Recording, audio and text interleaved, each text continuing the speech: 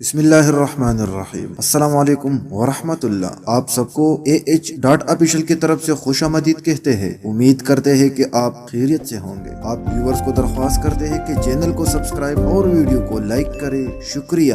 آج کا ہمارا ٹاپک ہوگا سعودی عرب اور سنیما۔ تو شاہین ہے پرواز ہے کام تیرا، تیرے سامنے اسما اور بھی ہے، ستاروں سے آگے جہاں اور بھی ہے، ابھی مقابلے کا انداز اور بھی ہے۔ سعودی عرب کے ریاض شہر میں پہلا سنیما گھر 18 اپریل 2018 کو کھولا گیا۔ MAC ٹویٹر کے مطابق سعودی عرب کے 15 شہروں میں تقریباً 40 سنیما گھر کھولے جائیں گے۔ 40 ہفتوں میں تقریباً $73 ملین کے مطابق میٹا سنیما کے ٹیکس فروخت ہونے کا ریکارڈ قائم ہوا۔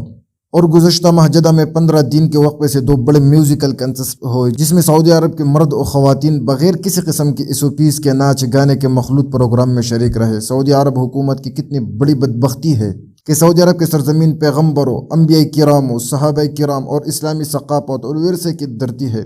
وہاں پر روضہ نبی صلی اللہ علیہ وسلم ہے، وہی ملک جہاں سے اسلام نافذ ہوا۔ اور آج سعودی عرب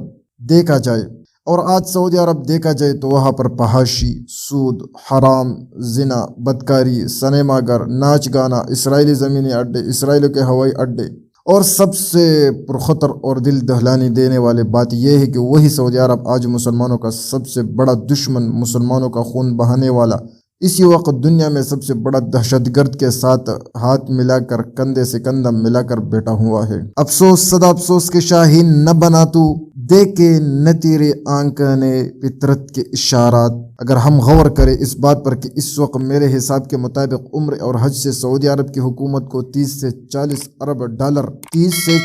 ارب ڈالر پیدا ہو رہا ہے۔ اگر بالفرض سعودی عرب حکومت انبیاء کرام اور صحابہ کرام سے منسوب اسلامی نوادرات، مقامات، اسلامی ثقافت اور ورثے کو مزید فروغ دیتے تو سعودی حکومت مزید اربوں ڈالر کما سکتے ہیں۔ مگر افسوس صد افسوس، سعودی عرب میں لبرلزم اور جدیدیت کے نام پر عریانی اور فحاشی پھیلائی جا رہی ہے۔ جس طرح قرآن میں آیت کریمہ ہے، وَإِذَا قِيلَ لَهُمْ لَا تُفْسِدُوا فِي الْأَرْضِ قَالُوا إِنَّمَا نَحْنُ مُصْلِحُونَ۔ بقرہ۔ خلافت عثمانی کے بادشاہ سلطان عبدالحمید رحمۃ اللہ علیہ کا واقعہ۔ سلطان عبدالحمید اول کا دور حکومت تھا اور کافروں نے کسی وجہ سے مسلمانوں کو حج سے روکا، جس طرح کافروں اور ان کے حواریوں کے ساتھ مسلمانوں کی کشمکش رسول اللہ صلی اللہ علیہ وسلم کے دور سے لے کر آج تک اور تا قیامت تک یہ کشمکش جاری رہے گی۔ جب سلطان عبدالحمید نے یہ خبر سنی تو شدید غصہ ہو گیا اور ناراض بھی ہو گیا۔ اسی دوران سلطان عبدالحمید اول نے موت بکیرتے ہوئے فرمایا کہ کاش یہ بات سننے سے پہلے مزہ کا کر مر گیا ہوتا۔ دوسرا واقعہ سلطان عبدالحمید کا یہود کے ساتھ پیش آیا تھا۔ بقول مفکر اسلام سید ابو العلا مودودی رحمۃ اللہ علیہ، طویل سالوں کے سرش اور منصوبہ بندی کے بعد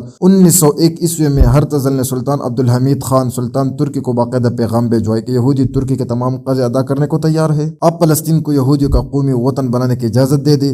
مگر سلطان عبدالحمید خان نے اس پیغام پر تھوک دیا اور صاف کہہ دیا کہ جب تک میں زندہ ہوں اور جب تک ترکی سلطنت موجود ہے، اسی وقت تک اس کا کوئی امکان نہیں ہے کہ فلسطین یہودیوں کے حوالہ کیا جائے۔ تمہاری ساری دولت پر میں تھوکتا ہوں۔ اگر گہرے سوچ کے بعد دیکھا جائے تو امت مسلمہ کے صحیح ترجمان اور ہر قدم پر آواز اٹھانے والے 3 یا 4 ممالک ہیں، جن کے نام ترکی، پاکستان، ملیشیا وغیرہ ہے۔ اگر یہ ممالک نہ ہوتے تو پتہ نہیں کہ امت مسلمہ کے ساتھ یہ کافر اور ان کے حواری کیا کرتے اور کتنے ظلم ان پر برساتے۔ یا رب امت مسلمہ کی حفاظت فرما۔ اٹھ کے اب بزم جہاں کا اور ہی انداز ہے، مشرق و مغرب میں تیرے دور کا آغاز ہے۔ ایک گلستان اندلس وہ دن ہے یاد تجھ کو، تاج تیری ڈھالیوں میں جب آشیا ہمارا۔ ویڈیو دیکھنے کی بہت بہت شکریہ۔